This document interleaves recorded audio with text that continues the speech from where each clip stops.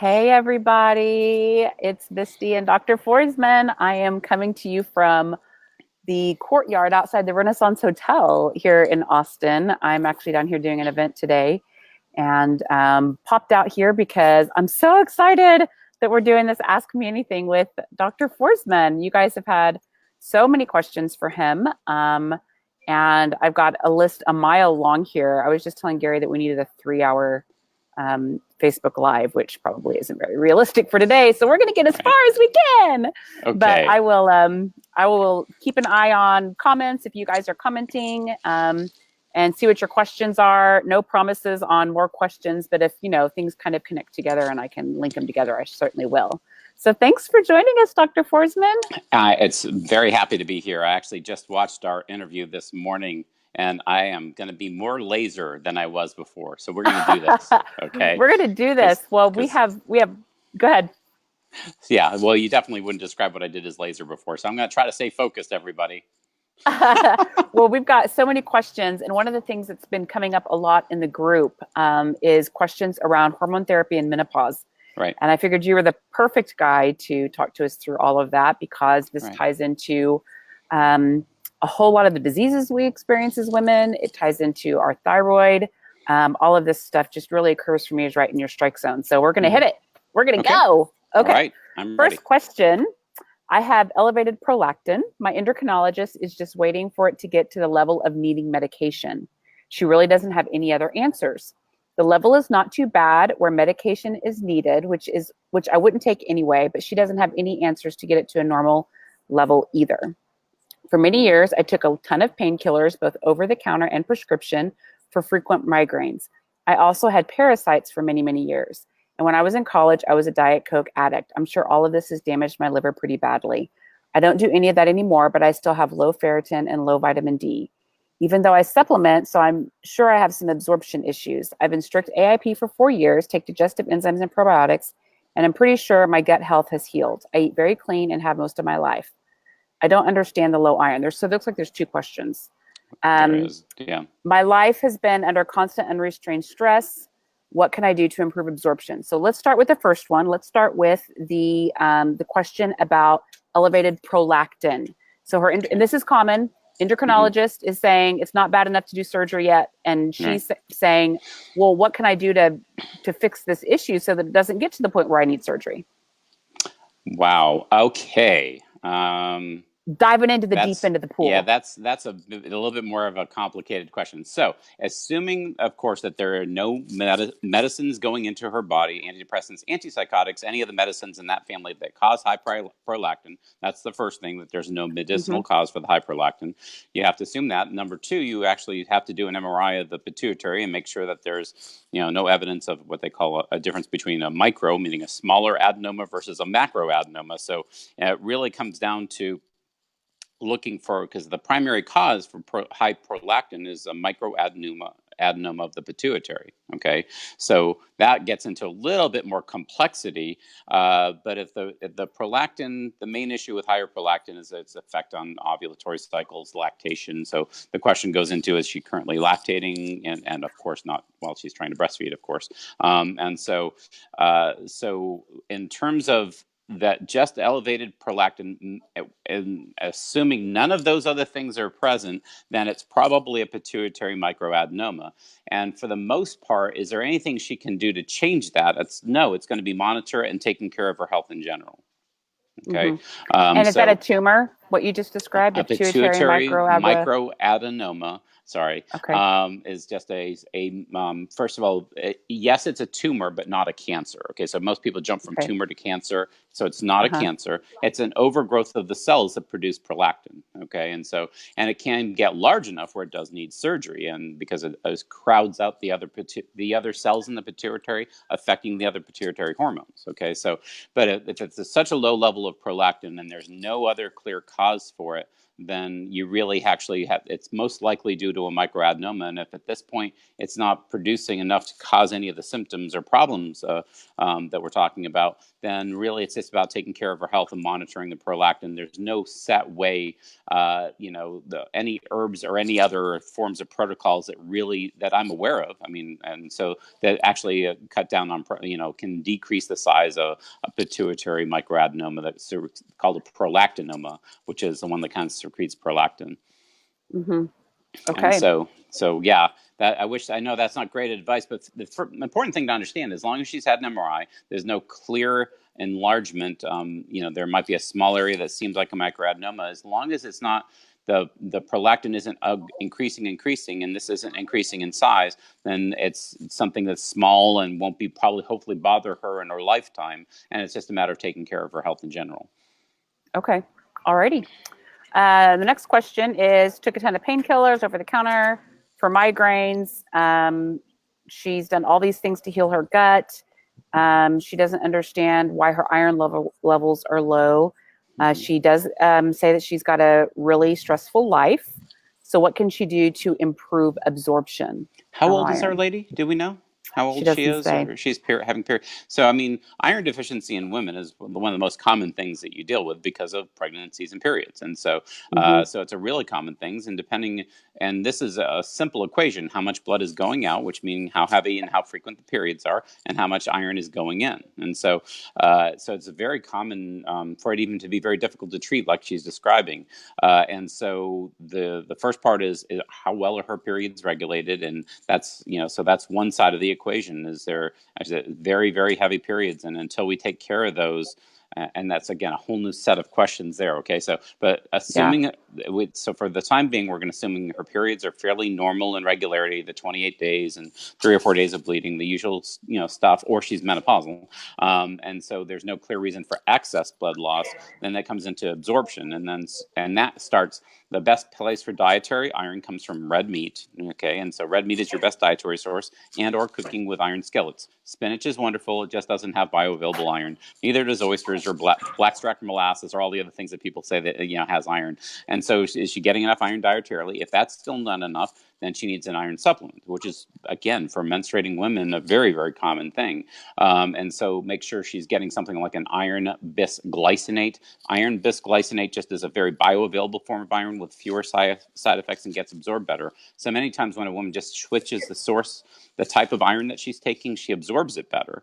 And so it can be just that they're using the standard ferrous oxide or fumarate that you find over the counter, and those aren't very bioavailable. And so taking a little extra vitamin C with iron improves its absorption. And so there's a couple little tricks in terms of improving iron absorption, but it's again, this is another fairly complicated question. And I said I was going to be a laser, but there's no laser on this one. Sure. But it really comes down to, does she and just to go back to our she has low vitamin D as well. Right. Well, that's going to be a separate issue. And so, this goes into what her GI health is, because low vitamin D is a fat soluble thing. And so there's a few tricks in that. Are she taking vitamin D with food? How many units is she taking? So many people don't take enough. They're afraid to take more than 400 or 800. So the standard dosage of vitamin D in my practice is 8,000 to 10,000 units. Okay. That's usually what it takes to get a level into the 70 to 90 range. Make sure you're taking it with vitamin K2 as well, 180 micrograms of the MK7 version of K2, and just adding K often is the key secret to getting the vitamin D to being absorbed. Making sure you take the vitamin D with food, especially with a fatty meal. So that usually takes care of it. If it doesn't, then we have to look into fatty acid malabsorption, other types of things. But more often than not, it's not taking enough D. If she is taking enough D, and again, this is another thing. Some of the crappier, over-the-counter supplements, sometimes they don't have D in it, So make sure you're getting actual vitamin D from the local health food store or something, and make sure there really is vitamin D in there. Take some vitamin K2 as well, and that usually makes a difference in terms of your absorption. And everybody out there, get your vitamin D level. I know we did this on our little osteoporosis talk because I just looked at it this morning. But anyways, at any age, I think the vitamin D with K2 is one of the more important things to, if you're going to say that's the one supplement I would take, that would probably be it. Mm-hmm. Okay, great. Next question is from Diana. My testosterone levels are really high. What can I do to reverse this? Really high. You know, uh, Is that a PCOS indicator? yeah, it can be. I mean, what age is she? Do we know? I mean, this is a kind of key Mm-mm. concept. Okay, so yeah, I mean, honestly, Miss, I'll ask for that next time. I'll we'd say, need give so me your much name, more give me your information. age. And I mean, what is your age? Are you having any symptoms of high androgens, like especially hirsutism? Sorry, hair growth in places you don't want it. What are your cycles like? Because some women just run a higher testosterone, by the way, and they might have a little bit more hair growth, but they're feeling well. How high is high? See, again, there's so many levels to that question that Sure. when you start getting into these kinds of questions, they're really kind of the one-on-one It's with your tricky. doctor questions, and so, Yeah. and you don't want somebody like me kind of, you know, you could Shooting from the spout hip. off a few things. Exactly. You really would. Yeah. And you might do more harm than good. Okay. So her, again, some women run a little higher testosterone on average. And you also have to look at sex hormone binding globulin. You have to look at free testosterone. So many times when a woman comes to me, she says, I have high testosterone. They actually have a condition. They have inflammation in the body. A protein called sex hormone binding globulin is elevated, artificially raising the testosterone level. And so her free testosterone might not be high at all, and that's the one that's biologically active. So you have to look and see, is it really high? And as free testosterone being measured, is dihydrotestosterone? What's her estrogen level? You have to take in context of other hormones. And so Hormones are that's why complicated. yeah, they are, and that's why I would try to avoid. Everyone needs a good doctor to help them with these kinds of things. It is, because the question, of course, for her, what age is she? Is she really having high androgen symptoms? Okay, because if she isn't, my guess is that she probably doesn't. It's her free testosterone really isn't that high. Mm-hmm. Okay. Next question. I have angioedema, or swelling welts on my body, swelling so bad on my face at times that I'm disfigured. It comes and goes. I use caution with diet and what goes on my skin, using mostly all natural products. I'm 62, and this has been part of my life for at least 8 years. I've made friends with it. I was advised by a doctor to take an allergy pill daily, although I try not to. I have also been treated by a naturopath with not much success. I've had blood work done recently, and there seems to be no issues. Mm-hmm. I've yet to get this figured out, but as of recently, I can keep it at bay. Don't know if you've heard of any woman with the same issue. Is there a treatment for this or a proper name for it? Well, the right name is angioedema, and there can be a certain enzyme deficiency that has to do with the angiotensin converting enzymes and other called esterase inhibitors. So they're tested for in your local internist. If that's not the case, then the person is having a modified allergic reaction to usually something in their diet. So, of course, we'd put somebody like this on a paleo diet. You would put them on mast cell stabilizers. And what I mean by that is like quercetin, quercetin and bromelain together, because those are very good mast cell stabilizers, stinging nettles, etc. She probably has done this with the naturopath, would be my guess. And if that hasn't been successful, and of course you have to make sure she's not, the main medicine that makes this is called an ACE inhibitor. So I'm assuming she's not on any of the medicines that can cause this condition. If she's learned to deal with it, most of the times it's a matter of finding the triggers. By the way, in this case, it's usually, in my experience, it's been either foods or it's been stress of the biggest issues. And so eventually the angioedema becomes this little reminder about something they're supposed to be including in their practice. It's a scary thing because there's so much swelling, but that actually is usually the right term.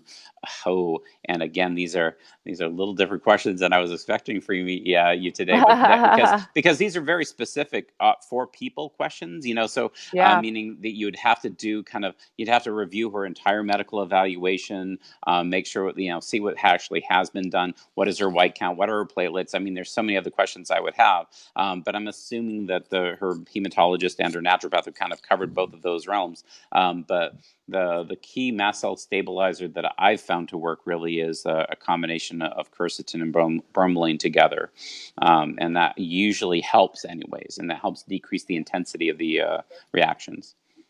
Okay.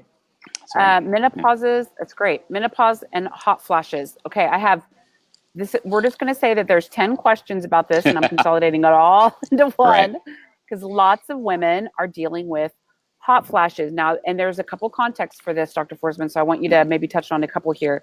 There's some women that are in perimenopause experiencing hot flashes, some women who are going through menopause, and then some women who are in their 60s and they've already been through menopause and they're still experiencing hot flashes. Right. What would you recommend? Okay. Now, this is obviously a little bit more online because it's a little bit more of a generic question. So, Yes. remember, our symptoms are our teachers. So, if a woman isn't doing as well in menopause as she thinks she should, she has to ask those questions. How am I doing dietarily and exercise-wise, and all the stress management, all the things we talk about, because that can affect menopause.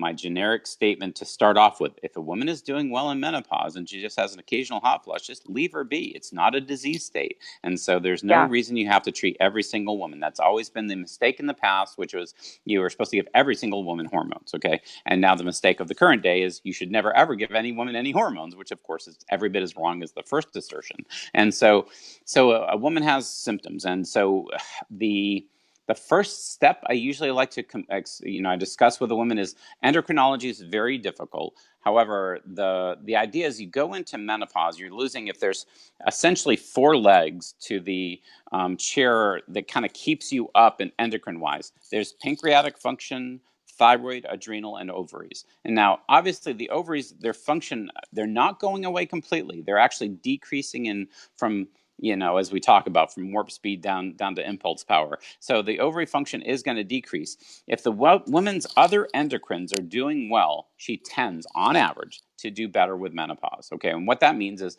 how are her adrenals? So if somebody's really having a lot of menopausal symptoms and perimenopausal, all in the same range, it's probably the loss of ovarian function is unmasking another disorder. Okay, so how well is her adrenal? How well are the adrenals tested for and or treated? How well is her thyroid functions doing? When we talk about pancreatic endocrine function, we're really talking about how diet affects the pancreas. Okay, and that goes back to our paleo diets and things. Okay, so the idea is, of course, some women are just genetically not geared for menopause. I want to be clear about that. Okay, they can be the healthiest women in the world, and menopause is not their friend. All right, so that's actually fairly uncommon, but just to understand everybody out there, just make sure they know, any culture, if a woman was lucky enough to make it to menopause and had symptoms, they would treat it in some way, and it would usually be herbal, of course, right? And so the first step is, gosh, my menopause isn't going as well as I think. How am I doing exercise-wise? Because if you're not exercising enough, you're not releasing enough heat. Okay, that's a cause for this. Am I eating too many sugars? Okay, I've had women who their menopause completely got better just by taking out sugars out of their diet. Okay, and grains. Okay, so remember, like in any of these instances, the first instinct is to talk about some herb right now, right? The first thing I want to talk about is make sure everything lifestyle-wise is going the way we want it to. And if you say, yeah, I'm still having those symptoms, the first step is lifestyle, as we always talk about. Next step, orthomolecular approaches. The most successful herb I've ever used is actually called Estra Vera. It's from a company called Metagenics. It's a rhubarb extract. And, I'd say in the last, 2 months, I've very successfully used that extract on many, many women. It's like my primary herb that I use, and it's very simple. You take 2 pills a day, usually for their first month or so to get the symptoms down, and then 1 pill a day for however long they need it. And so Estra Vera, which is a rhubarb extract I've used most of the other ones, of course. The Vitanica Phase 2 is a herbal combination from the naturopath Tori Hudson. That's Vitanica Phase 2 is another very successful herbal supplement to help with menopause and perimenopause. For all of you women out there, if you're having even in perimenopause, try to start with the natural approaches first, not go straight to hormones. And so it really depends on the intensity of your symptoms and things, of course. And so the use of evening primrose oil in conjunction with those therapies, I found sometimes additionally beneficial. So Estra Vera, which is a rhubarb extract, Vitanica Phase 2, with or without using evening primrose oil, usually about, say, 2,600 to 4,000 milligrams a day. So those are really balancing herbal approaches to help a woman soothe the symptoms of menopause and perimenopause. And then, of course, if we're not having enough success in that area, then the next phase, do I go on hormones? Okay, and so now it's a little bit different. If a woman, the typical hormone that I'll use is topical progesterone for women who are still having periods and doing luteal phase progesterone. Progesterone is over the counter, by the way. So it's and so it's a topical cream, usually about 40 to 80 milligrams, which is usually a quarter to a half teaspoon, depending on the company you're getting it from. Source Naturals has a good one. Amrita has a good one. You usually use more during the luteal phase, meaning the second phase of your cycle, and less during the follicular phase. But topical progesterone for the perimenopause usually is very successful. And so if those other things don't work, and of course, sometimes you have to add it to the other things you're taking. If a woman is in menopause, and we've talked, I think you and I maybe have talked about this in the past. I don't think it was on our video. But, we used to say premenopause and perimenopause and postmenopause. It's just menopause, okay? That's really what it comes down. It's a big, long cycle. It's a long cycle. And so, yeah. and yes, a woman who's 70 is still menopausal, okay? So it's never over, right? You're always going to be menopausal. And so, and the woman at 70 might have some symptoms that the woman at 50 does not, okay? So the woman at 50 has more of the hot flushes, night sweats, and mood swings and those things. The woman at 70 has more skin issues and vaginal dryness and the usual suspects, right?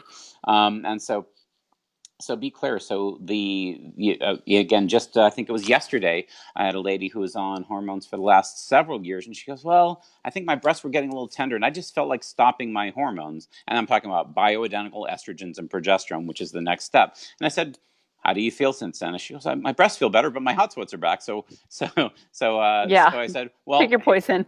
So exactly, there you go. And so use your instinct. If you don't feel right on the hormones anymore, then let's go back to the Estravera, which is what we used to use before we went put on hormones. And hopefully now that she's several years into menopause, I'm guessing the herbal extracts will work better for her than they did originally. Okay. Mm-hmm. And so using how would you dose the evening primrose? Because you said take Estravera, and then sometimes you might need to add evening primrose to it. How would you dose the evening primrose? Evening primrose oil, it depends on the size capsule. So when I said 2,600 milligrams, 1,300 milligrams is a fairly normal capsule for evening primrose oil. So 2 to 3 a day of those, and you usually dose it like 1 in the morning, 2 in the evening. And it's a higher dose. If anybody looks up evening primrose oil, they say, well, on its own, it doesn't work, and it's according to the research. But my experience is it's a very good add-on therapy. Okay, so on its own, I agree, it doesn't seem to do much. But if you use either the Estravera or the Vitanica Phase 2, either one, depending on what the woman can find and or respond to, and she's still having some mild symptoms that are bothersome, then I usually add the evening primrose oil. Okay. After that, if she's in perimenopause, I go towards topical progesterone. If she's really symptomatic and just truly menopausal, and when I mean like she's 6 to 12 months without any period and still not doing well with anything else we've tried, we'll do like the typical bioidentical hormones, Biest, which is the 2 estrogens. Usually Biest is 80% E3, which is estriol, 20% E2, which is estradiol. You have to get it through a compounding pharmacy. It has to be done topically, and you adjust the dosage, and this really should be done with the doctor. Obviously somebody has to do this with the doctor. And usually, especially I give more oral progesterone, later in menopause, because as you get deeper into menopause, then the sleep and the anxiety issues become bigger, and sometimes oral progesterone sometimes works better than topical progesterone. Okay. And so it's just a step care approach, like we always talk about. Start with a lifestyle. If it really just means a little more exercise or a little bit more cutting, restriction of the diet, we start there. Then we go to the herbal methods, and then at the herbal methods, the topical progesterone. If that doesn't work, we go to bioidentical hormone therapy. And just tell every woman out there that it's bioidentical hormones. I don't, by some of the anti-aging doctors, is being listed as being a. You thought maybe you could benefit. Yeah, we're getting a lot of background noise. Are you getting that? Okay. Might be on my side. I'll see if I can mute out. Okay, and so anyways, and so bioidentical hormones, I have so many women who've been on bioidentical hormones for like 20 years, okay? And so bioidentical hormones are safe, okay? Yeah, so he promoted, well, he's still he promoted. Let's talk about BHRT, because this comes up a lot in the group, bioidentical hormone replacement therapy. A lot of women are asking, is this bioidentical hormone replacement, is it exactly like our hormones, and is it safe? So, I mean, obviously I think it would just be nice to hear from you what your thoughts are on that. Well, again, there's a lot of, I try not to, I'm not going to go too tangential, I promise. On the video we talked about, there's so much fear in medicine, right? And because Premarin and Provera sucked so bad, the people who made that tries to make every woman think, oh, bioidentical estrogen is the same thing as pregnant mirror urine, and it's not, okay? Natural progesterone is the same problem as synthetic Provera, and it's not. So actually, most OBGYNs actually still fear any hormone, okay? That's why, for the most part, women who, if they want bioidentical hormones, they're more likely to see a functional medicine practitioner than they are to see an OBGYN, even though some OBGYNs are coming around to it. So, I promise I'm answering your question now, because there's misinformation out there, all right? Natural progesterone is the exact same progesterone your body makes, okay? And it can be done topically or orally. The natural health people in the world think progesterone solves every crisis, from global warming to whatever, okay? So, I mean, they are crazy about this stuff. And you know how this is. The natural people really go towards the safe things. The Western doctors, oh, it's all about the estrogens. And we're like, hey, we love that.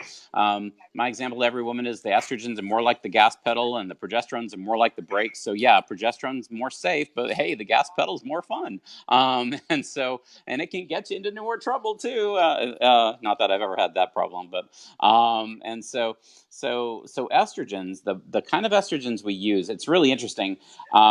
The Jonathan Wright, who's kind of the guru, the father of bioidentical hormone therapy, he had a lab, and I'll make a long story short, he came up with this thing called Tri-S, which was 80% estradiol, 10% estrone, 10% estriol, and he said that's, 80% estriol, my bad, 10% estradiol, 10% estrone. And his lab actually was just wrong, okay? That there is no estriol production really in a menopausal woman. And so, but he started off with making these therapies called, Tri-S, which became Biest, 80% E3 or estriol, 20% estradiol, and calling that bioidentical hormone therapy. It's supposed to match what a menopausal woman would make. Turns out that wasn't true. Okay. But so many of us used it successfully for like decades. It's like, wow, that sucks. But man, it's working so well anyways. Okay. So this is one of those mistakes in medicine. Okay. So a standard bioidentical hormone prescription with 80% estriol, which some people call the pregnancy estrogen because that's what goes up during pregnancy, is the safest way I've ever seen of giving hormone therapy. And so because estriol, and this gets into our technicalities, it stimulates this estrogen receptor beta, which is a healthier form of estrogen stimulation. It's certainly not nearly as potent as estradiol, but estradiol has some benefits to it. And so the combination of 80%, it is a form of estrogen your body has seen before, so it is bioidentical to a hormone that's been in your body. Is it at the exact same percentage your body would have made it? Probably not. And when I say I grandfathered it into my practice, it's because we were using it for so long, so successfully, and everybody needs to hear this. In my beginning of my career, I was giving Premarins and Proveras, and instantaneously, it was obvious to me something was very wrong, okay? We were seeing all these cancers coming up. And when you looked at the physiology of Premarin and Provera, it's like, oh no, I don't need a double-blind trial to stop using these. These are not right.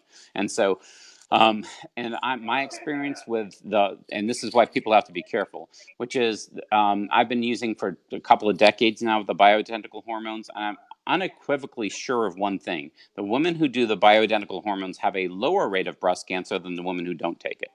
Okay, but they don't have a zero risk. Okay, so there's kind of a mythology out there that estriol will prevent and treat cancer. Progesterone will prevent and treat cancer. So there's no possible way these hormones can be associated with the cancer. I'm going to tell you it's very rare, but it can happen. So women should have to, do their normal breast cancer screening, which could be its own question, of course. But on average, I have so many women now, even that predated me, they've been on hormones and they're in their 80s and they look 60s and they feel great. And I really think their hormones, if they were going to kill them, it would have gotten them by now. I mean, really, Right? and they look great. They're feeling great. Everybody who said you were going to die because of this, they're all dead now. So, at some point you got to think, wow. And the reason they're still on their hormones in their 80s, by the way, isn't because of some theoretical construct. It's because every time they tried to decrease it, they didn't feel good. Okay, so every woman should base whether she approaches hormones based upon the thing we talked about. If my menopause is great just with lifestyle interventions alone, awesome. Lifestyle interventions plus herbs, awesome. However, if I need hormones, and that's especially the healthy women, so some women who do all the right exercise, eat all the right foods, they'll wait for years feeling miserable in menopause because it's just not fair that their friend who didn't do anything, their menopause went great and mine didn't, and I'm the healthy one, right? And so it's like that high functioning thing we keep talking about. And I'll just let you know is that please get some help. Bioidentical hormones, I do think, are anti-aging for the women who need it, okay? And they're not for the women who don't. And so do they go on to everybody? Please no, don't give everybody hormones, but give bioidentical hormones to the women who benefit from them. Let them adjust their own dosage. Just like I was saying yesterday with a lady who'd been on hormones for, I can't remember several years, okay? And she goes, well, I just didn't feel right and wanted to go off of them. And I went, there you go, that's good. And she's doing relatively well, and hopefully she'll just get to the point where she doesn't need them anymore. And so just don't have any preconception that you should or should not take them. Okay. I'm going to shift gears a little bit here. What tests do we need to run to see if we've had mold exposure? Okay. The reason I went ha ha ha ha isn't because it was particularly funny. I mean, nothing that funny about mold.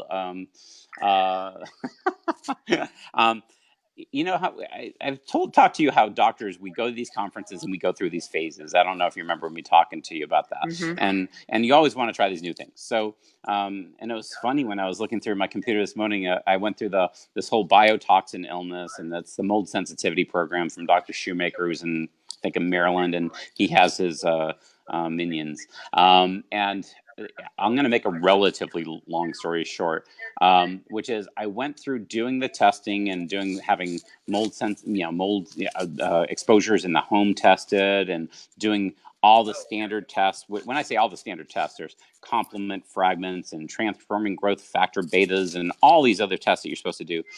I think I ended up causing probably more damage with those protocols than I did help. Okay, meaning people would. So am I convinced that doing the mold testing and having people completely remodel their homes, because the main people who are advocating the biotoxin illness and doing these testing will tell you that if you don't remove the mold from the home, the rest of the steps don't matter. Okay, and so. It depends on the area you live. And of course, drier areas tend to have less issues. I mean, that's not too shocking. But once mold is in the home, I've had people go through, tens and sometimes hundreds of thousands of dollars repairs. And then before you know it, the mold was back again. It destroyed their marriage. I could go on and on about the problem I caused during this, phase of my career. And not because I wasn't doing it according to the protocol, by the way. So, and I'm not that convinced that his online visual field tests and all those things were that accurate. So I tried it in my practice for a while. It's a form of instrumentation. I keep on using my tool in the toolbox thing. It's not a tool that I played very well, and other doctors had the same experience. And the fact that the guy is an outlier, I love outliers. I think you know that. So I have no problem with the protocol not fitting into other people's approaches, but I don't know if it's really true either. Okay, so in terms of, and I really am answering your question. The answer is I'm not sure going through the whole process of doing all the blood tests, all the genetic screens, and the mold testing in your home has led to positive outcomes in the majority of people.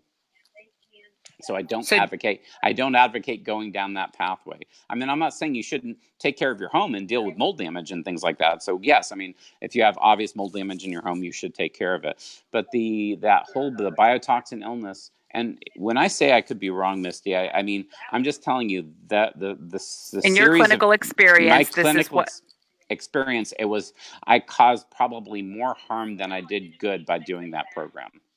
Mm-hmm. Okay. So do you treat for mold exposure at all in your practice? Is it something you look for? It's not something I focus on. No. I mean, and so when I say that, I mean, it's very smart for people to be in their home and check and see if they have any mold damage and do mold remediation and take care of water damage and all the usual suspects. But that's about as far as I take it, because I found that when you treated them for whatever other conditions were going on, their body's response to whatever the mycotoxins were. I'm sorry, everybody. Mycotoxin just means mold-related toxins. The theory goes that certain people with genetic predispositions continually recycle these toxins and they don't excrete them from their body. So you have to, and so many people like that, they do have to go on regular detox programs.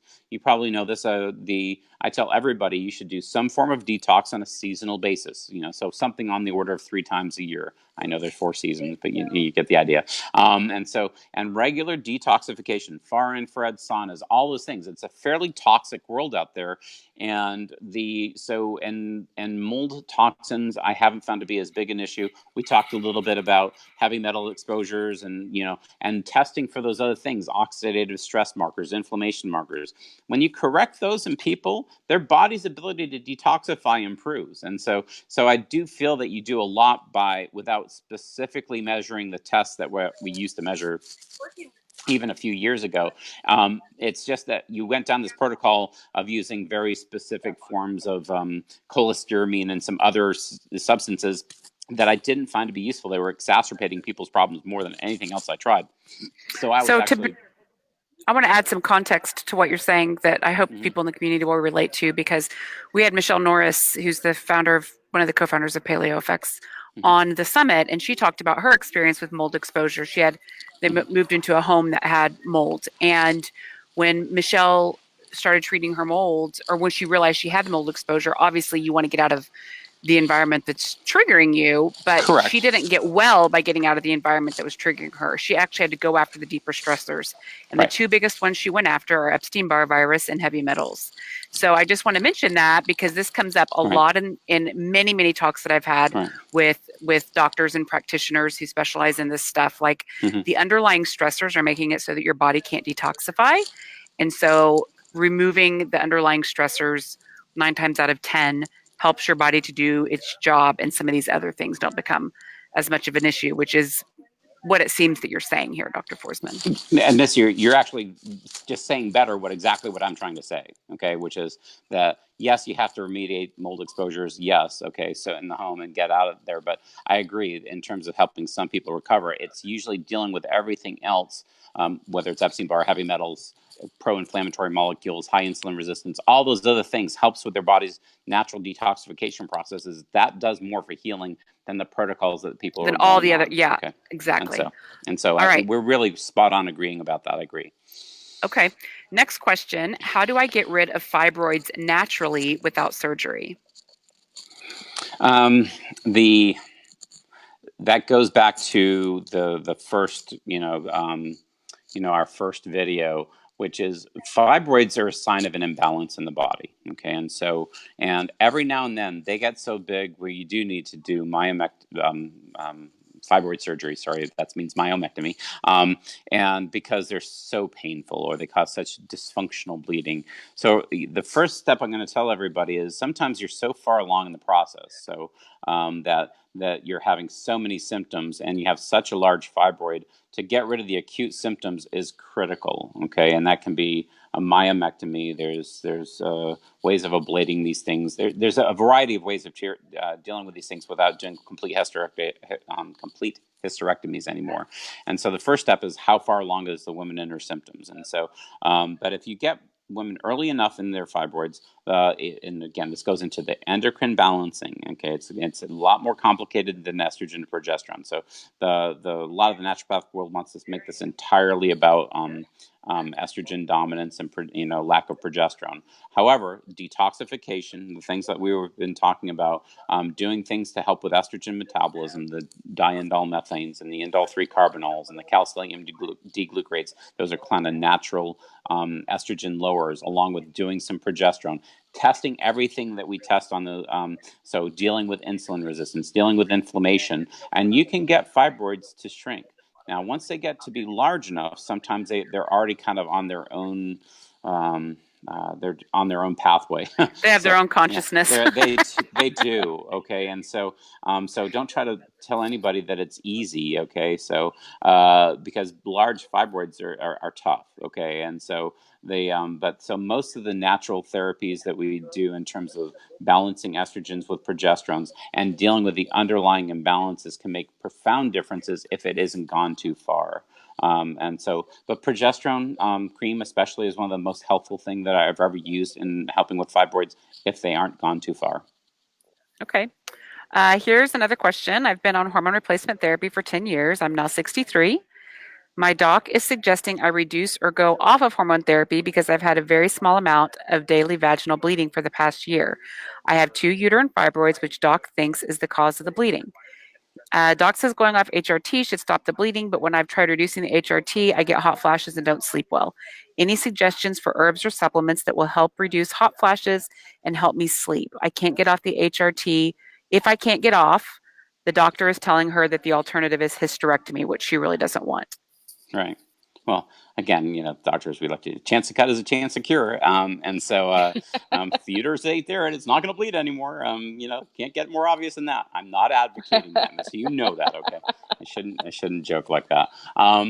Anyways, and so going back to the things we talked about previously, typically speaking, if she can just do like progesterone only and just do the phytoestrogens, either the Vitanica phase 2 or the Estravera, that can give as good results as using the bioidentical hormone therapy. And so remember how we talked about that earlier, just the general approach to menopause.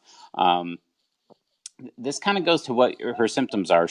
If it's been, how long has it been she's bleeding? For the past year. Okay, see, that's she's had light bleeding. See, that's not good.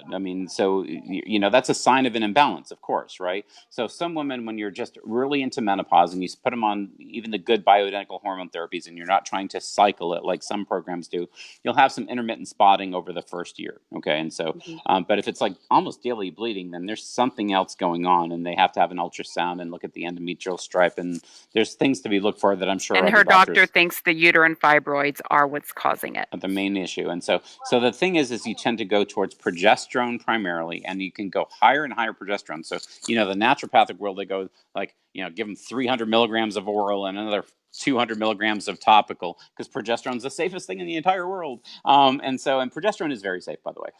And so you can go fairly high in progesterone and increase the amount of the benefits that you start to get towards helping with the hot flushes and night sweats and things like that. So maximizing the progesterone, switch to the phytoestrogens. That's the rhubarb extract, the Estravera, or the Vitanica phase 2, and do something like that along with evening primrose oil should hopefully help her degree of symptoms and have this bleeding stop. Because daily bleeding is just one of those things that any woman in menopause, the one thing that every woman agrees on is it's sure nice not to have periods anymore, right?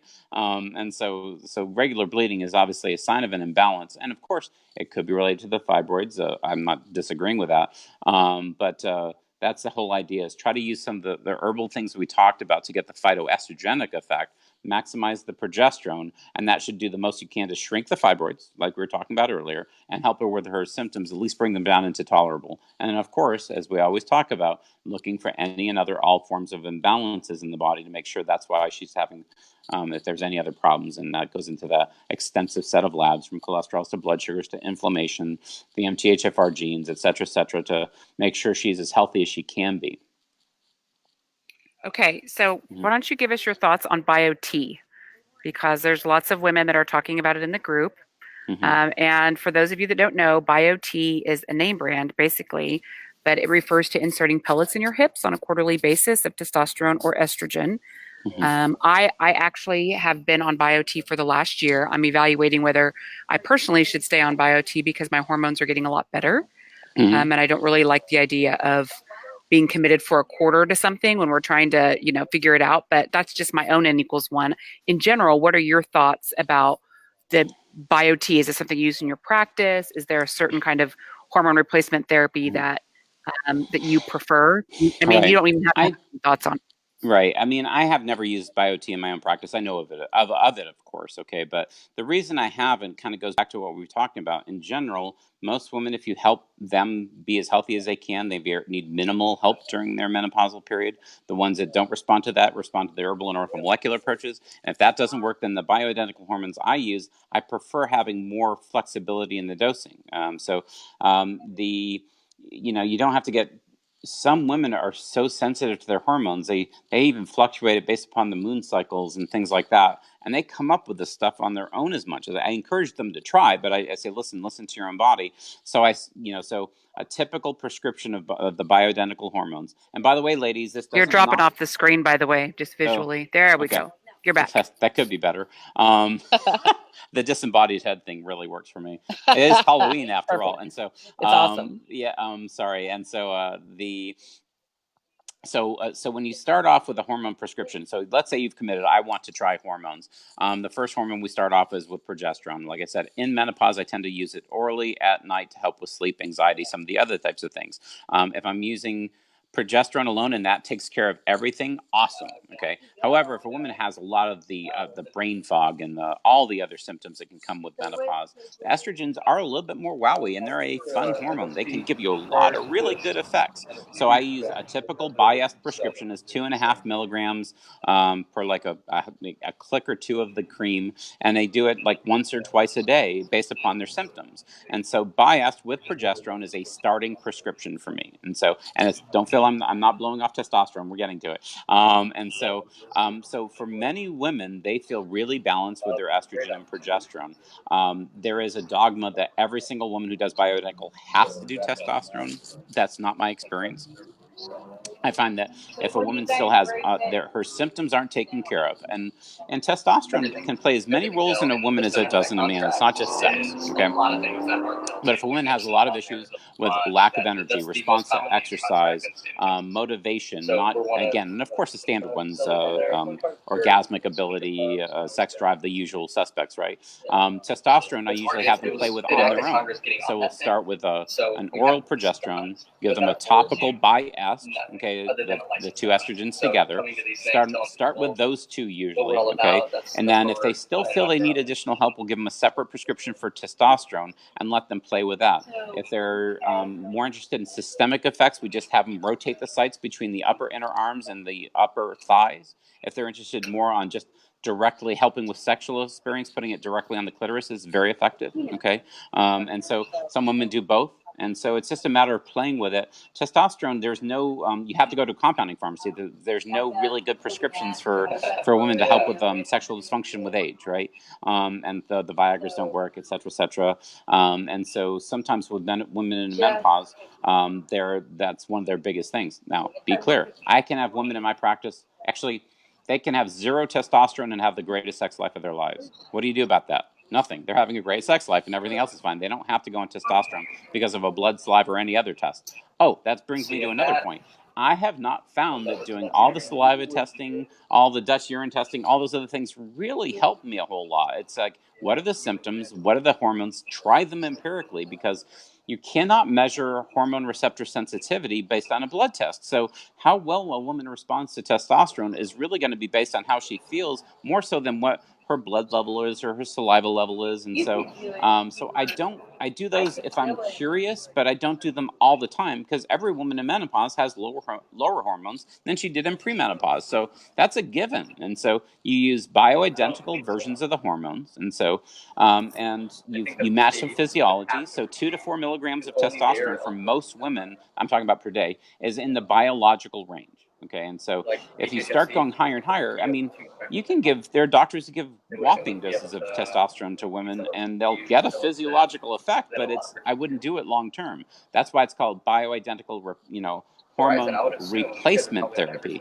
If you do levels of hormones that you've never seen before, like a lot of doctors do, it's not replacement therapy. You're doing, bioidentical hormone experimentation therapy. It should be BHET, because replacement therapy means exactly that. You're supposed to replace the hormones that the woman's missing. Okay, and so on. That's, I'm sorry if it's long-winded, but that basically what I'm saying is I've had such success using the hormones from compounding pharmacies, having the women play with it, given enough instructions. Most women figure this out. Okay, it's the this goes back to our locus of control conversation, Misty. If it's an older lady that, like the old school doctor, just told me what to do and I don't want to have to think about it and I don't have to try different dosages, what I just told you doesn't work very well. But for most women, having the locus of control, getting some guidance about what hormones cause what effects, and what when you get side effects, this is from this one. So if you start to get hair growth in places you want, it's probably not your progesterone, it's probably your testosterone, right? And so if they get breast tenderness, it's probably the estrogens. So you have to have an idea about what side effects, what effects, but if you give the woman enough prescriptions and let her play with it, so to speak, she'll usually find what works for her. Alrighty. And so that's my answer to that. Whereas you take that away when you give these injections and pellets and have people come in and say this is the right dosage. But that's actually more convenient for some women. Mm-hmm. All right. What could cause abnormal bleeding almost every day of the month? My gyno is assuming fibroids, but the fibroids have been there at least 15 years. What else could cause it, and what testing do you recommend? I'm 47. Abnormal bleeding started 10 years ago after stopping prednisone for allergy or possible autoimmune. Initially, 10 were very heavy days, but now it's almost every day with 34 heavy days.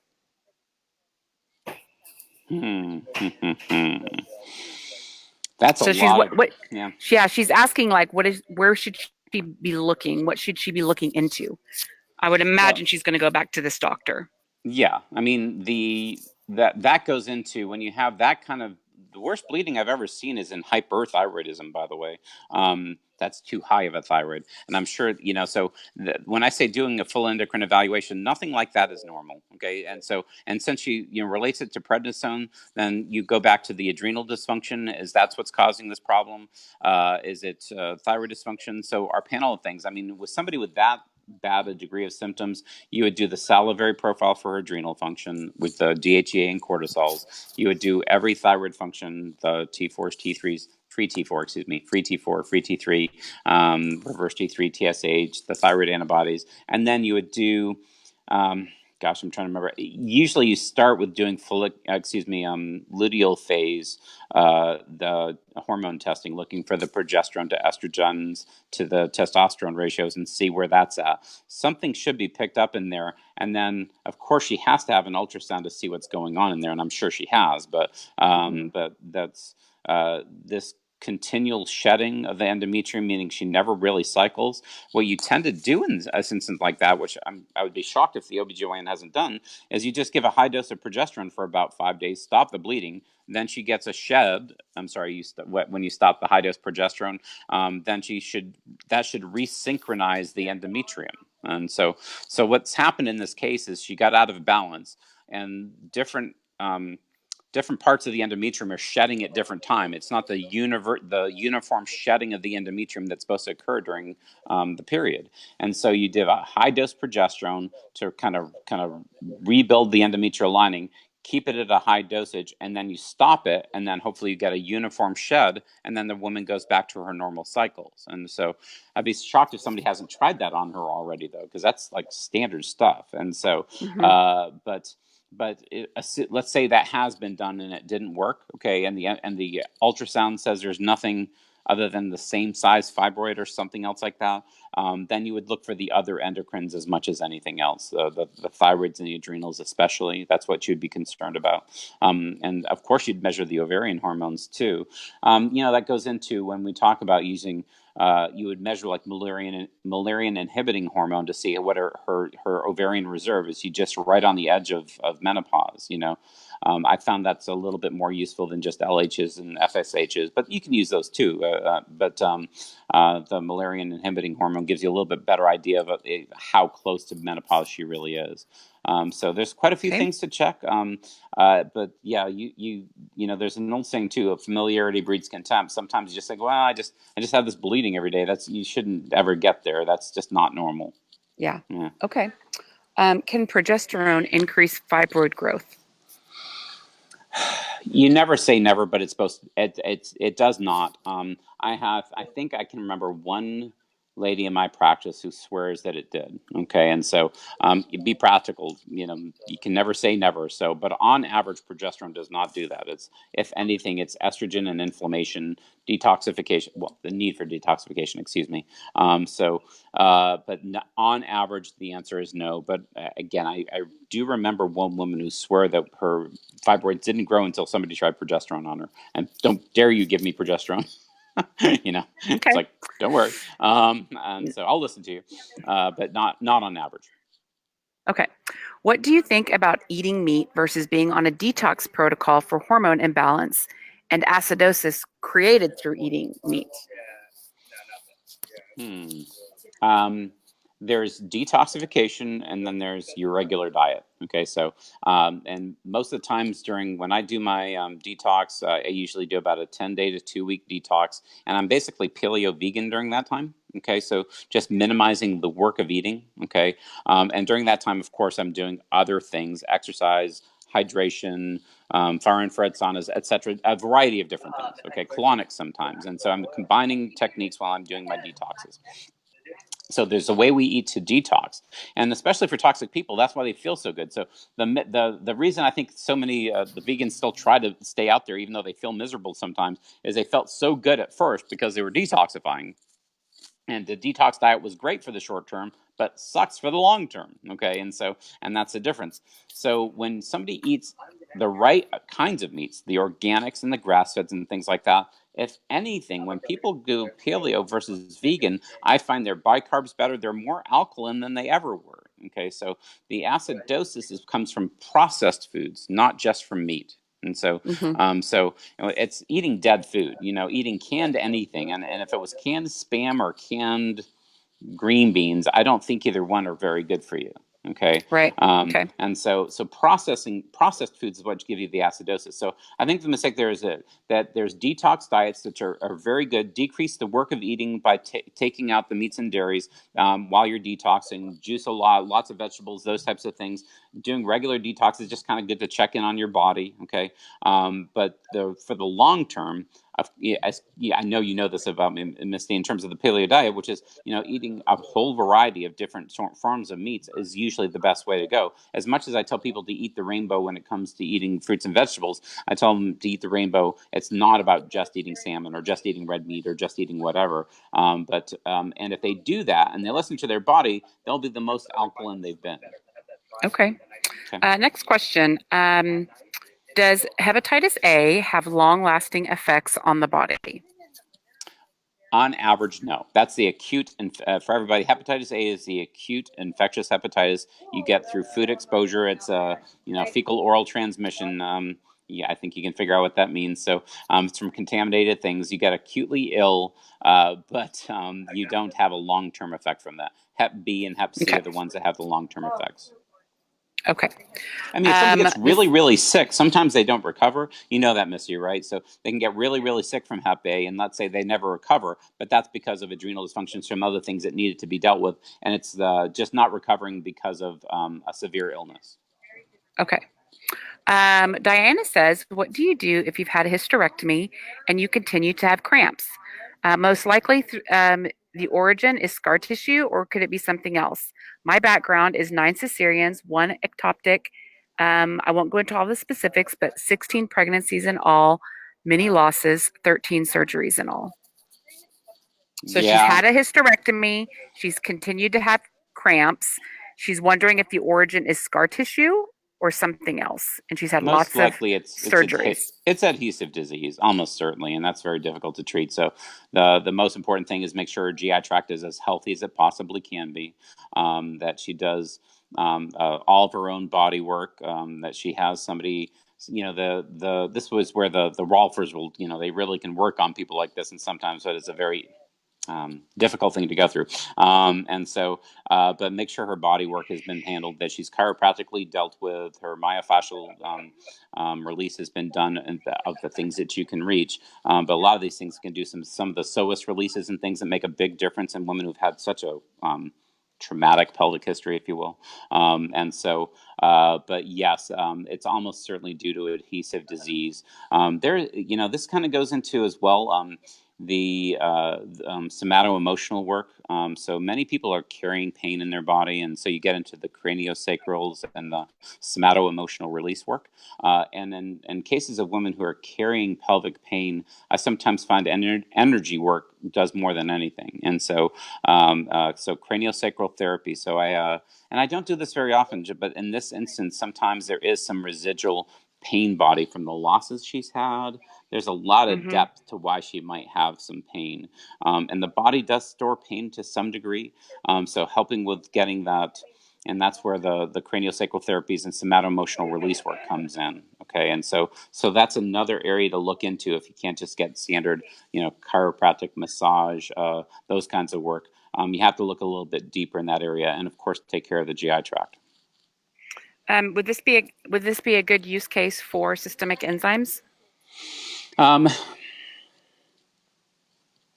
Again, so it's great that you bring that something like that up. That goes back to the evaluation you do on them. So if I find evidence of inflammatory markers, then yes, I would use enzymes pretty much every time with them. Okay, and so in going back, even what we were talking about with that's actually, without me specifically saying it, with the fibroids and the other things, if you had ongoing symptoms, if I found that there's so much, the systemic enzymes we're talking about, people, are so much more effective on people who do have significant inflammation in their body. Of course, they can be used in anybody, but that goes back to my testing, and that's what triggers me to use them. And so it's funny because I'm not looking at lab tests in front of me, and I'm so triggered by those. So it's a great question, by the way, and the answer is yes. That would be something that would be very useful on average, but. And thank you for the question, because on average, I would be doing some testing and looking for those kinds of inflammatory mediators, and that would be triggering me. Okay, I think residual inflammation is ongoing in your body, helping deal with that. And then, of course, from systemic enzymes to the higher dose CBDs to other forms of herbal anti-inflammatories, all could be useful in this setting. Someone's asking here from Facebook, what is adhesive disease? Adhesive is, it's funny because my adhesions are when the myofascial units, so adhesions in the body has to do with myofascial units. And when you have chronic repetitive traumas, that it's not just a muscle spasm, but the fascia are kind of like pantyhose, and they start balling up, okay, kind of putting muscles out of position and functions. Adhesive disease, like I was talking about within the pelvis, has to do within the peritoneum, which is the lining. Well, in this case, we're focusing on the abdominal cavity, but so the abdominal peritoneum, that when they're in any inflammatory insult from an ectopic or from a cesarean section or from those types of things, will cause a spark of inflammation, and fibrous bands, basically like scar tissue, will start glomming from the peritoneum to, say, the intestines or to other ligaments, and start pulling in ways that are uncomfortable. Okay, so the adhesions come from the peritoneum responding to an inflammatory insult in the pelvis in this case. Okay. Yeah. Alrighty. I hope Diana says, what can you use if your body does not metabolize natural hormones? This was my problem before the hysterectomy, and as you can imagine, the problem is worse now. Can you be more clear about what does she mean by not metabolizing natural hormones? I'm sorry if I seem dense, but I don't understand exactly what she means by that. Yeah, she didn't provide further context. I would imagine maybe she's tried hormone therapy and it doesn't seem to be working for her. I don't know. Okay. All right, let's skip. We can skip to the next one because I have so many questions. Leslie said, I had still, yes. We're gonna have to wrap up here soon. I know we've been on about an hour now. Leslie said, I had a hysterectomy at 40 after suffering with endometriosis since my teenage years. My ovaries were not removed. I have been in menopause for 8 years now. The sweats and hot flushes are the worst aspect. I have been opposed to taking HRT because I've had 2 leukoplakia tumors, I hope I said that right, removed from my tongue, and decided that it was best to simply take suitable supplements like calcium and magnesium, evening primrose oil, etc. What are your thoughts? I would love to have these menopausal symptoms gone now. Would you say refer back to our initial discussion here with the protocol that you recommended initially kind of apply? So make sure she does more, because the calcium, magnesiums, and things are more general supplements, right? The only thing she's taking is evening primrose oil, which on it, like we remember how we said that on its own, I don't think evening primrose oil does much. It does augment the effect of the ester veras or the Vitanicas. So yes, I would start with that. It goes back to this mythology that the estrogens cause cancer, that it's the wrong forms of estrogens at the wrong times cause cancers, like Premarin's and things like that. So what I let any form of leukoplakia in the mouth, which can be related to a variety of things, it just means white plaquey lesions, by the way, that can be cancers or precancers, by the way. But either way, would I let that change things? No, balancing her hormones will do more for preventing cancer than anything else she can do. And if her body is saying, I'm not responding to the natural therapies, would I do the bioidentical hormone therapy like what we talked about? That's what unequivocally what I would do, and I would not. That history wouldn't change that. All right. Di says, my periods have been regular for many years. In the past year and a half, they've become much more unpredictable. So it seems she's become perimenopausal. Longer, shorter, heavier, lighter, missing, too frequent, etc. It's all a mishmash these days. Number one, is this normal? And number two, is there anything I can do to normalize it? I don't want to do birth control pills. Right. Oh, it's funny. It's this whole time I haven't brought up birth control pills at all, right? So obviously, and it's very normal, Di. I'll just tell you. Yeah. So that would be the first thing that an OBGYN would do, right? I think we talked about that once. The standard outpatient OBGYN. If you're under 50, it's birth controls plus antidepressant. If you're over 50, it's hormone replacement therapy plus antidepressant. And there you go, outpatient gynecology. So no, in general, I'm not a big birth control pill advocate, and to the extent that I almost even forget to mention that's not where I would start. But birth control pills can regulate cycles, so I don't want anybody here different than that. So yeah, how old is she again? Do we know?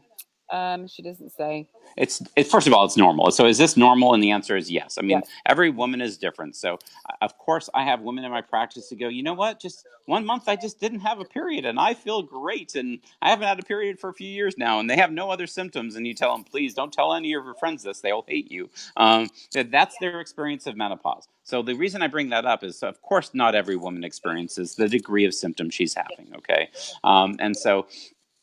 But this kind of goes back to what we're talking about. The main hormone that's lost in the perimenopause is actually progesterone, more so than estrogen. And you try to cycle them with progesterone. So you try to find where she is in her cycle, and say, listen, and what was your historic cycle? And let's say, for sake of argument, that it used to be 28 days, okay? And so then you try to start doing luteal. If she can sense ovulation, that's great. But from ovulation on, you do progesterone, and if you do it consistently, and I'm talking about like 80 milligrams topically a day of progesterone used in upper inner arms and upper thighs, rotating sites, and you're doing well with it, eventually, usually, even in that, you can at least regulate the cycles to some degree, okay? And that makes it less of a hassle. Now, if it's just inconvenient periods and the woman is otherwise doing well, you just usually say, listen, this is going to end at some point. So, how much you treat it depends on how much it's bothering you. And of course, you check her iron stores and make sure, she's not losing too much blood and all those other things. But you correct everything else that's going on, all the stuff that we talk about, right? But in general, what I found most successful is actually progesterone, the way we've talked about using it. She does mention that she has become very weepy. She doesn't think she's depressed, but everyone tells her that she is. But she can't stop crying. She said, is this normal? And maybe this kind of ties back into what recommendations you're making around absolutely perimenopausal symptoms. Many women in menopause, and of course this can go to other things, so like what's going on in the home, and children leaving the home, and all kinds of other factors that go into the depressive side of menopause. But is depression, anxiety, all those things can be part of the perimenopausal period, of course. And not every woman's menopause is the same. I know you know this stuff, but so of course you have to look back. If she's having more depressive symptoms and they were way outweighing everything else, then you have to look straight on to why, and the psychological aspects as well as the physical aspects and the inflammatory aspects.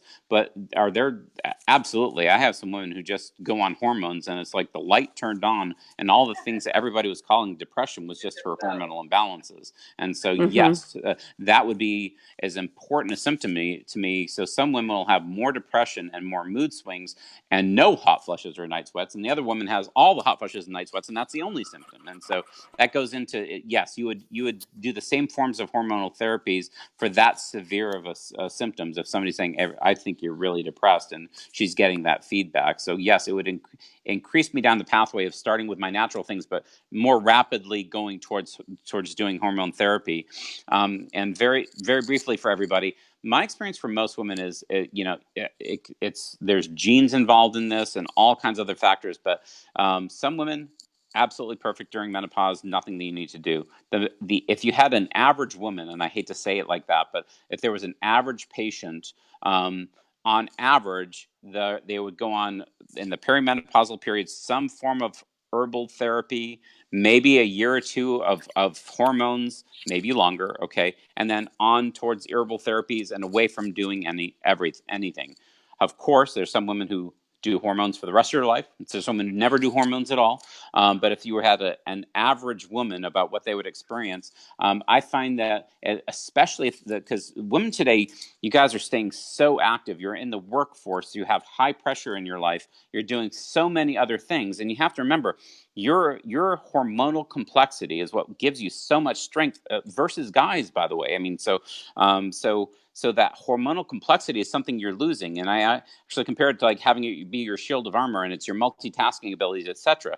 So if you were just drifting into 50s, into your wise woman phase of your life and being the elder of the village, then you probably don't need as much hormone therapy. But that's not obviously what most women are talking about. Right. They're still in the process of raising the kids and the families and full-time jobs.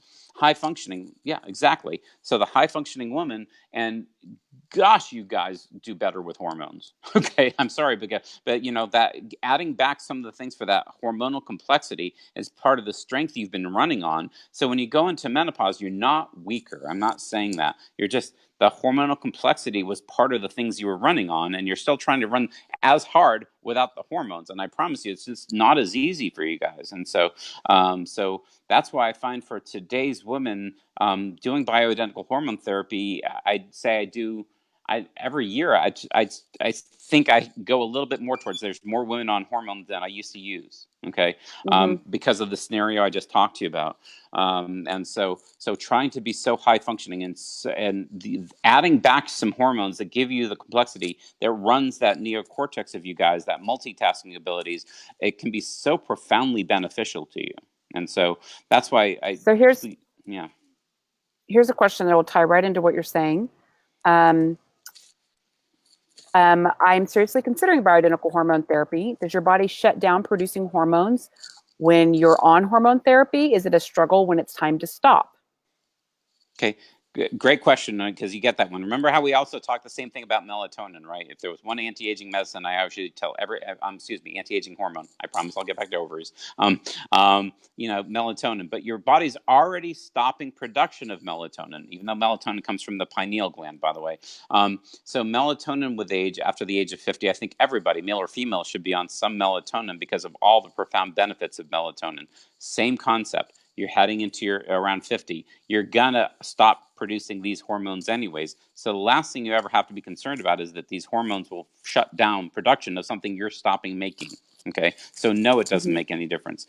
And then down the road, some women do just fine. Like the lady I saw yesterday, I think she's just going to transition to some herbs for a while, and then she just thinks, I don't think I need hormones anymore. And that was her own instinct that she went with, by the way. Because that's why I tell all women, if you don't want to keep staying on hormones, then make sure you're doing it for your own reasons, not because some person on TV tells you not to be on them. But for her, she's talking about, no, you'll usually be on them for some length of time, and then there'll be this instinct, well, I wonder if I need as many. And then hopefully down the road, you get through the transition time, especially in a lower stress time in your life. Okay. I do have a lady in my practice who was off hormones. She went into a lot of stress, and we put her back on hormones because she does so much better with stress with her hormones. Okay. So. This is going to be our last question. And it's a lot of big words in here. I'm just going to butcher it really good. And Dr. Foresman, you can fix it all. All right. I just had laparoscopic ACESA procedure for uterine fibroids, which was a radiofrequency ablation and a myomectomy. I still have abdominal distension and now have a post-op rash called EAC. I had a colonoscopy and endoscopy yesterday and all is well. Any thoughts on what else might be causing it? If she's immediately post-operative, that the main thing is to work with her GI tract. The only thing is there's a lot of post-operative things and wound healing and things she has to deal with the surgeons who did this procedure. Okay, so I'm going to stay completely clear of that one. So when everybody comes to me, because I get this a lot, where they'll say, "Well, my surgeon doesn't call me back," and so why don't you tell me what to do? It's like, because it's a surgical. This is a surgical complication. Go to your surgeon until they do call you back, because you don't want me messing with that. But well, she's talking, and I know she's hopefully not asking anything in that area. But in general, when you're not finding anything, I think what's happening is. Yeah, they did the scopes and things like that. She's thrown off from her GI tract standpoint. This goes back to our basic, heal the gut first, thing. But going through the surgery itself, they always give antibiotics during that procedure, by the way. So something's thrown off her GI tract. So you kind of go back to the basics. I guess I am promoting the website, but I'm there. There's a functional. You can promote medicine, the website. There's a functional. Well, I don't like doing that. So, but there's a functional medicine tenet that you heal the gut first, and they use this thing called a 4R program. So on our website, which is middlepathmedicine.com, the most common presentation I refer to is one called digestive difficulties, which is basically a very straightforward way of looking at if you're having symptoms. Now, she might not be constipated or diarrhea, but this bloating part, I'm going to call part of it. Okay, and so and then the 4R program is remove, replace, re-inoculate, and repair. Okay, and it's like the RICE acronym for the sprained ankle. Okay, rest, ice, compression, elevation. If you have a bad sprained ankle, you do all 4, right? Okay, so the same thing goes with the GI tract. There's usually a lot of things that you need to do to kind of heal that up, and that's high dose probiotics. So in the setting post-operatively, the one I use the most is from Orthomolecular called Probiotic 225, and comes in a packet, and I have people do that every other day. Everybody out there, I use these products in my practice. I have no financial relationship with Orthomolecular or Metagenics or anybody, Vitanica or anybody I've mentioned today. But I do find it important to say exactly what I mean and not have you go out and get some, probiotic. Random. I got it. I love it. I think the women love it when you give specific recommendations. Okay, so it puts you a little bit edgy. The main thing you need to know is your doctor doesn't have any financial relationship with those companies. I don't. Okay. Yes, I carry them in the store that I'm at, but you're going to get these at your local places, so it's not why I'm telling you to do that. But I cannot emphasize enough: the right supplement makes the right difference. The wrong one can hurt things. Okay, so. In this setting, I use a combination of high-dose probiotics, which is the Probiotic 225, a packet every day until I feel like the symptoms are resolved, then go to every other day. That's my favorite one in that area. And I found it works better than the one that's commercially available, the one called BSL-3, which I do use sometimes for other conditions. And it's a lot better than BioK. Sorry. So a good high-dose probiotic. I use that in combination with a glutamine preparation, another one from Metagenics called Glutagenics. It's glutamine, aloe, and DGL. It's a teaspoon 3 or 4 times a day. We do that for helping with the repair of the intestinal tract. And usually those 2 are the most important in this setting. Okay. The other 2 are for general purposes. But if anybody out there has digestive problems, that functional medicine, the 4R program, is a great my tool in the toolbox. They're great tools to understand about how to use things together to get better. So the main thing I would say is mainly working, because they scoped her, and scoping you is like looking at your car and saying, well, the car looks good, it must run well. And so the scopes that she had done just says, gosh, there's no tumors in there, thank heavens. Okay. But that's such a typical thing. They'll have a scope and say, well, the scopes look fine. Looking at the car. It's almost like they're looking for something serious that they could do more surgeries on, but they're not looking for the just right. No, I wouldn't say regular every day, but the lifestyle disease stuff that's earlier on the disease path to help her really get better. They probably don't even know what it is. They don't even know what it is, because the imbalances we're talking about are really occurring at the microscopic level, meaning not at the macroscopic, meaning looking at it level. So yes, your car can look good, and it doesn't mean it runs well. Okay, your colon can look good, doesn't mean it runs well. Okay, so and it's a good first step. I mean, so you want to make sure there's nothing too bad going on there, but it's usually in this setting the least useful thing to do. But it's another procedure to do. Okay, it's part of the expensive medicine. So you go back to this is usually due to floral imbalances and inflammation within the intestinal tract. Okay, and so that's why I focus on probiotics and the healing thing. Okay, and that's what usually would make the biggest difference in her healing response. Yeah. And I just want to mention this too, Stephanie. There is a book called Healthy Gut, Healthy You that was written by Dr. Mark Ruscio that we are going to be referencing in the Heal Your Hormones boot camp that many of the ladies in our community are enrolled in now. You don't need to be in the boot camp to go out and get that book and learn a ton about healing your gut and the things that you can do to really clean up your diet and lifestyle. I mean, what you're experiencing is basically, a fundamental early disease process thing that we're all experiencing that contributes to our disease in some way. Correct. Fundamentally, we've got to clean up our diet, clean up our lifestyle, heal our guts. And once we do that, a whole lot of things will begin to regulate and reverse and get better. And so it's likely the same for your situation. Correct. And so that'll help her. And then, that'll help her recover, because that's the thing. And she, her diet is really important at this point, because many people after post-op, they're doing nothing like, but white bread and applesauce or something, and so those are very good for healing. So, so she'd be doing more bone broths and those types of things. So, healthy fats in her diet, all those things will help with the GI tract healing and her healing process when she gets over the myomectomy and the laparoscopic surgery that she had done. And so, get lots of sleep. Yes, we talk. You got to sleep, got to poop, right? That's our mantra. So if you're not sleeping well, you got to find a way to sleep well. Okay. If you're not digesting well, you got to find a way to digest well. Those are the basic things that don't show up on lab tests. Okay. So so you can have great labs and not sleep well. You can have great labs and have horrible GI health. And so so be very clear about that. That's why there are tests for the GI function. I'm not saying different, but but for the most part, you can treat empirically and see how you do, because the probiotics and the healing things are not going to hurt you at the very least, and they can make a huge difference. And so it's such an important thing. The last patient I saw yesterday, she was doing so bad from a GI tract, and it was a recurrent. This is really important for everybody. We had healed this problem like a year and a half ago, and I said, "Did you?" And she was feeling so bad in her gut, and she has recurring small intestinal bacterial overgrowth syndrome and regional enteritis, and it just means her gut doesn't feel well. So and she responded, it was this routine plus another thing that she needs is an herbal antibacterial. And I said, listen, just stop your visit right now. You look so unhealthy. Go get these things. Go home and get better. I mean, just we don't need to talk about all the other labs. You need to feel better right now. And she actually knew how to treat this, but she had forgotten already, because we had treated this exact thing before. And I'm sure it'll get better again.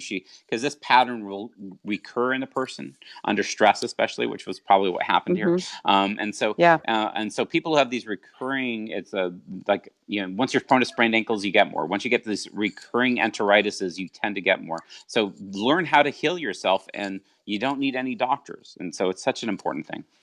Yeah. All right. I want to sneak in one more question, even though that was supposed to be the last one. Can you give me a 30-second answer to a question? All right, sure. As long as you don't give me it's an easy really one. I think it's an easy one. All right. Okay. This keeps coming up over and over in our community. High testosterone often causes, whether it's you naturally have high testosterone or you're on bioidentical hormone replacement therapy that's raising your testosterone, causes facial hair and acne oftentimes. What are some easy hacks or are there easy hacks for dealing with the increase in facial hair or acne that often come with supplementing testosterone or having higher testosterone? So you're making so I'm going to make a certain assumption here that the woman, say, is on testosterone and she enjoys most of the effects, because this is the common scenario. She's like, I really like my testosterone, Gary, but I have hairy nipples. Okay, and, I don't like it's that part. It's like, everything except for the hairy nipples or Yeah, whatever so they all the say. rest of it's good. Yeah, exactly. Yeah. And so I wanted to improve my sex life, but I don't think this part is working. I know it works for you apparently, but I'm just kidding. And so, Yeah. so Well, a lot of women are getting the hair on their chin and, random whiskers, and it's right. awful. And it's interesting because, my experience too, by the way, is the most naturally hairy women in their life, when they went through menopause, they lost some of that. They're the ones who respond most to the testosterone, and they tend to get back to it. Okay. And so meaning that they get the most benefit, but then they tend to get, that's not a side effect, by the way, it's just an effect. Okay. Remember, most people's side effects are just effects you don't like. Okay. Right. And so, so the hair growth and the acne is pretty much what testosterone can do. And of course, it doesn't do it to every woman. So the first step, if the only thing you get is acne and hair growth, of course, you just stop your testosterone because you don't get any other benefits. But if the benefits outweigh that, no, I'm going to be quite honest with you. It's the effect of the testosterone. Okay. So there's some groups out there that give the same medicine that men use, the propitias and things that block the conversion to dihydrotestosterone. That can cause on its own sexual dysfunction in women and other things. So I don't encourage that part of things. So really, the women tend to go back to the same things that they used to do when they were higher testosterone, meaning they do their laser hair removals or their tweezing or the things that you guys do. Obviously, I personally don't do much of that. But I understand. And so, but from the hair growth standpoint, there is a medicine that can be used, but I highly discourage it. Okay. And so some women go on saw palmetto. Okay. So let's go back to this. Have you heard of that? Okay. So saw palmetto, which is classically a prostate one. I just haven't found it to work successfully. Now, maybe you have. I mean, if I use it, I don't know. It's been a while since I used it because it just didn't seem to be doing it. And I was going 320 milligrams, 640 milligrams. So anybody out there, if they want to try to decrease that side of it, trying saw palmetto is not going to hurt you. And you'll usually find it in the prostate section of your health food store. So just be aware of that. But saw palmetto can play a role in that, but I haven't found it to do much. Okay.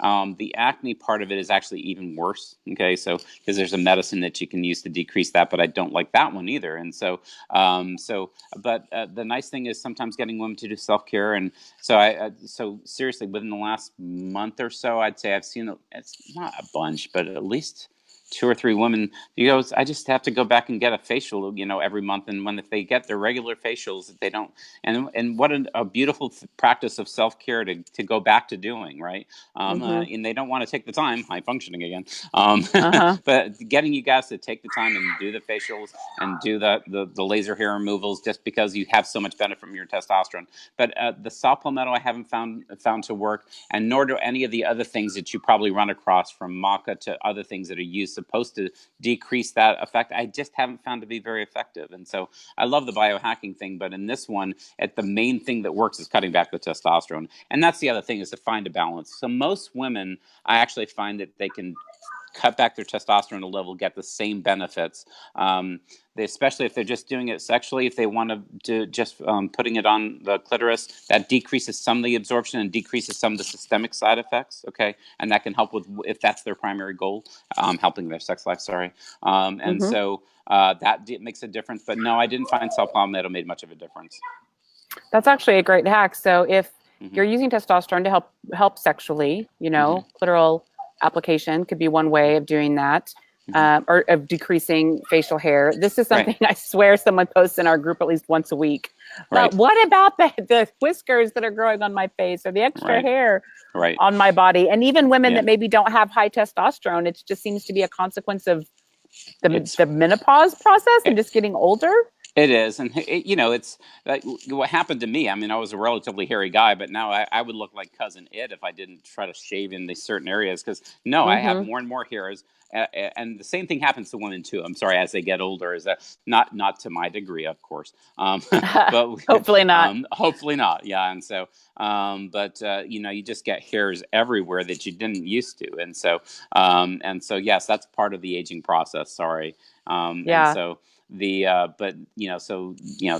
can try saw palmetto, and if it works for you, great, because it's safe, but I haven't found that to be that useful. And then just dialing in the dosage is usually the best thing. Is just we have to dial back a little bit, because sometimes you know, that, and let me say one other thing. Sometimes doing drug holidays is a good thing. So, so for some women, they find that they get the effects they want. If they do like a 5-day on, 2-day off cycle, they get the effects they were wanting without the same degree of the facial hairs and the acne. Usually, if you're getting acne, my experience, by the way, the hair growth is a tougher one. Acne usually means you're doing too much testosterone if you're menopausal. Okay. Yeah. Okay. This has been awesome, Dr. Foresman. Thank you for being so patient. I know we went kind of long here. Well, I'm sorry about I wish I could say we went long, and going long had us get all the questions. But man, these women just have so many. We'd be here another hour. Well, but I mean, I appreciate it. I'm happy to do these things, and I hope it's helpful a little bit to some people. Okay, and so that's all I can say. And then keep working with your doctors, like we talked about on our video and things like that, and just keep asking them questions and trying. But most including MDs, really just want to help you. Yeah, awesome. Well, thanks everyone for joining us. I hope you guys found this helpful. And Dr. Foresman, before we sign off here, why don't you tell everyone one more time the name of your website and where they can find you online? Sure. It's www.middlepathmedicine.com, and that's the best place to find us. And we're also on Instagram, and we have a lot of videos that we're doing just about answering certain questions as well too. And so, and if you go to info@middlepathmedicine.com and you have some questions that you want us to address in a general way, hopefully we'll just build up a library of videos that'll hopefully answer a lot of questions as well too. Awesome. Well, thanks so much for joining us today. Thanks everyone for tuning in. And until next time, have an awesome weekend. Thanks for having me. Oh, of course. My pleasure. Right. Okay. Bye-bye.